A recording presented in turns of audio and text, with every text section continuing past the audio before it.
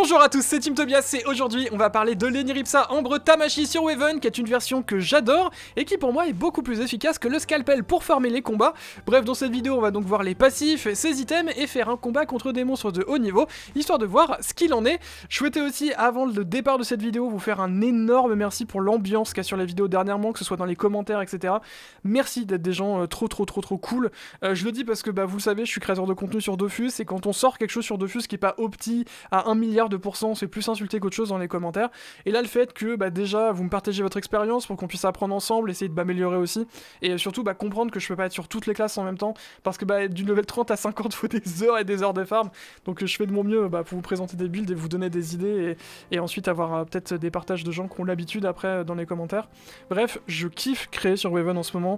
Les commentaires sont juste insane. Donc merci beaucoup pour l'ambiance que vous mettez, ça me donne trop envie de créer, et ça me rend littéralement heureux. C'est pas une blague. Donc merci beaucoup, merci infiniment pour ça.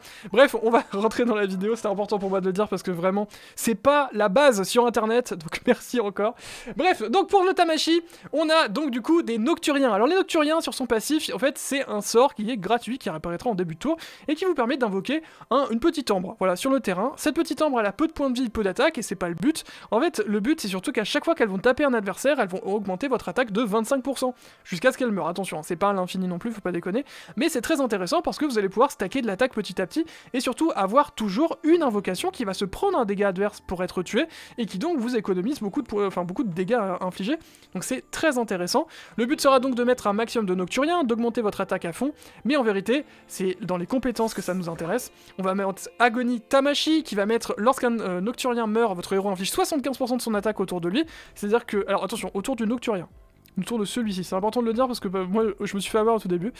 Donc ça va mettre votre attaque en zone et c'est assez intéressant. Et ensuite vous avez Apparition Tamashii, lorsque vous invoquez le Nocturien, cette fois-ci ça mettra des dégâts autour de lui. C'est-à-dire que concrètement, vos Nocturiens, tous les tours vous avez une AOE gratuite que vous pouvez mettre qui met 60% de l'attaque du héros en zone.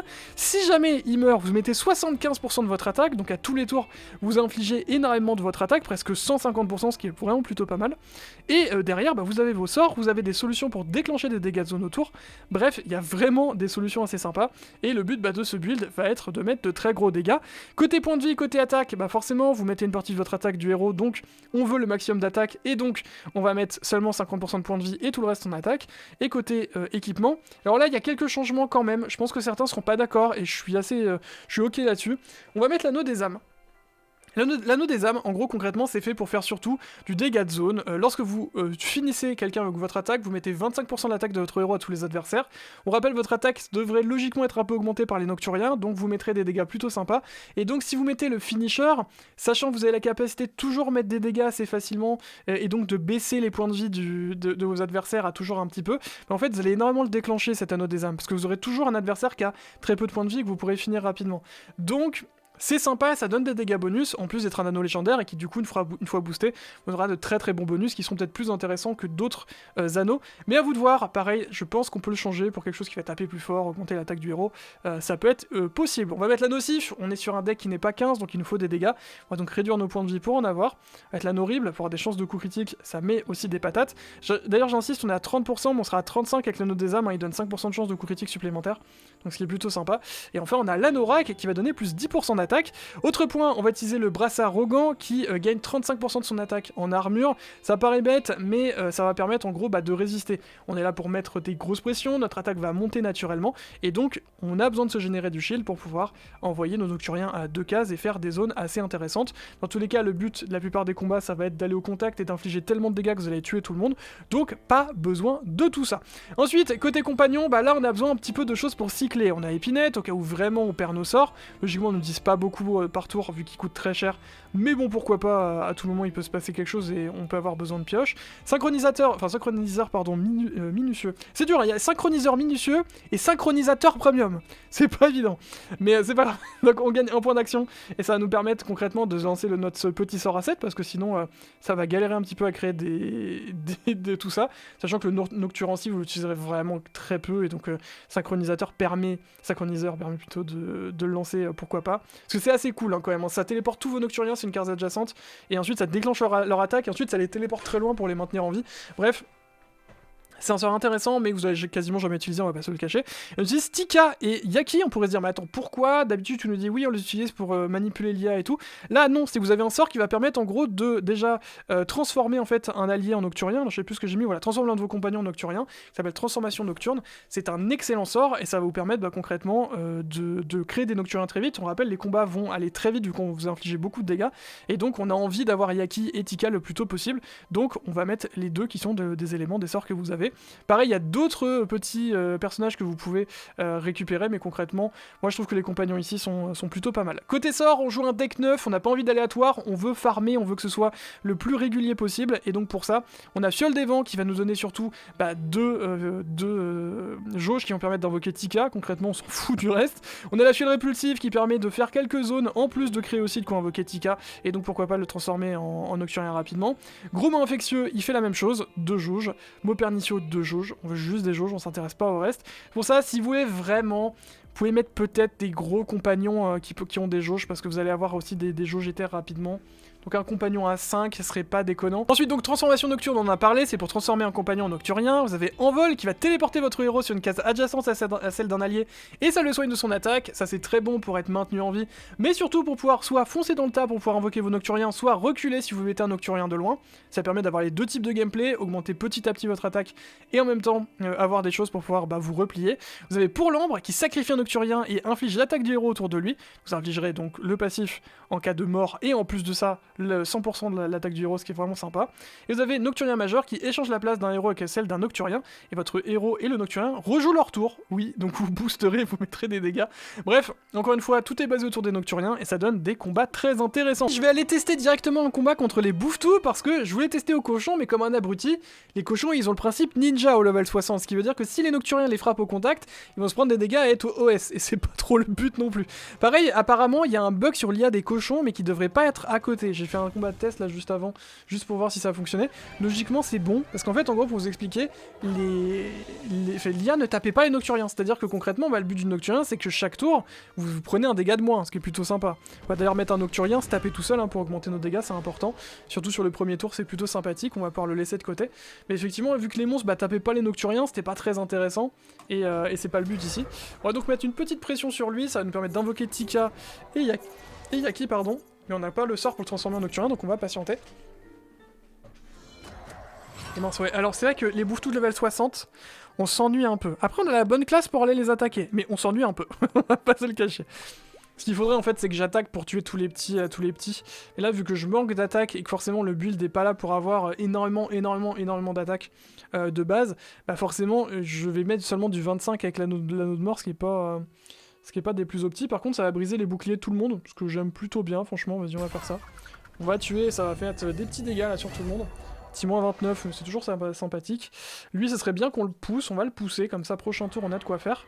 On va nous auto-taper avec le Nocturien, on va mettre un autre Nocturien qui va taper le Nocturien.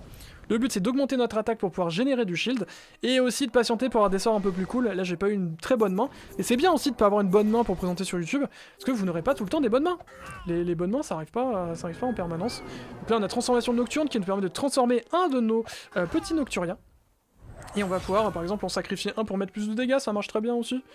J'aime bien l'idée. Hop là, vas-y, donc on va les taper avec un Nocturien. Le problème, c'est que l'autre va pas pouvoir mourir. On peut mettre ça pour faire des dégâts de zone, regardez. Donc là, on va détruire déjà tout le monde en zone. Ça avait des petites patates. Pareil, prenez en compte que les dégâts sont vraiment très faibles. On est capable d'augmenter beaucoup plus l'attaque du héros. Level 50, ça permettra de mettre des vrais dégâts et de multiplier très très fort sa capacité de frapper. Je peux transformer en Nocturien quelqu'un, donc tu sais quoi, on va faire ça. On va les taper ici, on va les transformer en Nocturien parce que c'est sympa. On va aller... Attends, bah toi tu pourras taper personne, donc vas-y, tape ton frérot, ensuite tape par là. Super, on peut sacrifier ce Nocturien, attendez, qui va taper aussi pour nous booster notre attaque. Vous voyez, on a 220 d'attaque, ce qui est déjà plutôt pas mal. Maintenant, on va attaquer pour infliger de beaux dégâts, 550 en crit. On va se générer 592 de shield. Et là, attention, là c'est la fête. Là, à partir de maintenant, c'est la fête. Pourquoi? Parce qu'on va sacrifier des Nocturiens. Regardez les dégâts qu'on vient de mettre, 172 en zone. Et à chaque fois qu'ils vont taper nos Nocturiens, ils vont s'en prendre plein la tronche. Donc il y a même moyen qu'en fait l'IA ne tape pas les Nocturiens pour éviter de mourir. Ça aussi, c'est ce que je pensais, et je pense que ce qui s'est passé dans tout ça. Et effectivement, bon, il y a quand même un... Enfin, c'est pas normal. Voilà, même si les monstres meurent derrière... Et là, le combat se passe plutôt bien, hein. On a pris un petit peu de dégâts, certes, mais les Nocturiens qu'on a mis en début de combat sont cool. Et non, effectivement, là, les monstres les attaquent pas. Ça embête un peu, hein. Ça embête un peu cette affaire, mais bon, écoutez, c'est pas très grave. On va pouvoir donc taper avec les Nocturiens tranquillou. Hop là. Bon, lui, on va le mettre à 5 points de vie. Donc pareil, c'est un bug, hein. Ça, je peux pas... je suis désolé, j'aurais bien aimé vous montrer un peu mieux, mais je ne peux pas. On va pouvoir faire ceci, qui va mettre des dégâts à tout le monde. Et on commence à infliger vraiment des belles patates. Je vais pouvoir mettre un dégât ici. Ensuite, rechanger de place avec un Nocturien. Après, lui je l'aime bien. Lui, s'il peut exploser, ce serait cool. Tiens, on va échanger avec lui, qui va remettre une patate derrière, qui va nous permettre de remettre une patate sur le monstre à moins 300, alors que je suis que level 30 avec des items pour Ave. Et là, maman, elle est dégueulasse. On va mettre Épinette, hein. Je pense que ça va nous servir. Donc bref, vous voyez l'idée, hein. Logiquement les Nocturiens sont censés prendre des patates à notre place, on est censé donc avoir un peu plus de points de vie, mais aussi derrière, bah, on a des dégâts qui sont beaucoup plus violents que normalement, hein. Les Nocturiens sont censés mourir, et là les monstres nous esquivent même, donc bon. À prendre avec des petites pincettes quand même, hein. J'insiste là-dessus. Mais en fait, le fait d'avoir un petit Nocturien par tour, je trouve ça vraiment trop cool en fait. Vas-y, toi tu vas taper là. Pareil, parfois c'est un peu de l'organisation, hein, pour faire tout ça. Il vient me taper, toi tu tapes lui. Toi tu tapes là. Et on a 379 d'attaque. Et quand on invoque un Nocturien, on met du moins 1 milliard. Vas-y, donne-moi un peu plus d'attaque encore. Tant qu'à faire, hein, voilà. Et hop, on va mettre un petit moins 103. On a 416 d'attaque. Que dire de plus? Que dire de plus?